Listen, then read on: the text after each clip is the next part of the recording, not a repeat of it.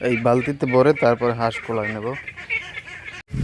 যদিও আমাদের বাড়ির পাশেই খাল আছে, কিন্তু যদি খালে এই হাঁসগুলো দেয় তাহলে আপনার ওরা এতটাই চালাক যে আপনার এখান দিয়ে আমাদের বাড়ি থেকে প্রায় 1.5 কিলো দূরে চলে যায়।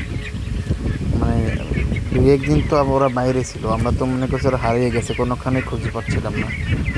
তখন একদিন পরে মানে দেখি সকালবেলা সবগুলো আইসে আবার, যার কারণে ঘরে আটকানো থাকে, কিন্তু ঘরে রাখলে তো ওরা এরকম মানে বড় হয় না বা বলে না। এখন আমি জালে করে প্রথমে ভাবছিলাম যে কীতে করে কোলায় দেওয়া যায়, তারপরে জালে করে নিচ্ছি। জালে করে নিয়ে এগুলো কোলায় ছাড়া হবে।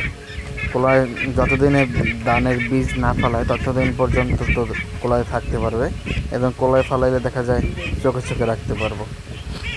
যাই হোক, কোলায় নেওয়া হচ্ছে এবং এখন পানিতে ছাড়ার পালা। পানিতে ছাড়ার সাথে সাথেই একদম মানে একটা দেখাই যাচ্ছে যে ওরা মহা খুশি, কারণ অনেকদিন পানিতে দেওয়া হয় না। দেবো কীভাবে, ওরা ছাড়লে পরে অনেক দূরে চলে যায়, যার কারণে এই যে ঠালায় যে পানিটা আছে এই পানিতে ওরা সাঁতার কাটবে। এখানে খাবার দিলে পরে দেখা যায় এখানে একটা অভ্যস্ত হবে। কোলাই দিলে পরে দূরে যাওয়ার সম্ভাবনা থাকে না, কারণ আমাদের বাড়ির পাশেই আবার নদী আছে। এই নদীতে নামতে গেলে আবার সমস্যা আছে। দেখা যায় জোয়ারের সময় বাড়ি থেকে 1-1.5 কিলো প্রায় মাথায় চলে যায়, আবার দেখা যায় বাডায় আবার সমস্যা। বাডা হলে দেখা যায় আবার খালে নামে যাবে, মানে নদীতে নামে যাবে, তখন আর এগুলো পাওয়া যাবে না। যার কারণে চোখে চোখে রাখার জন্য হাঁসগুলো কোলা ছাড়া হলো।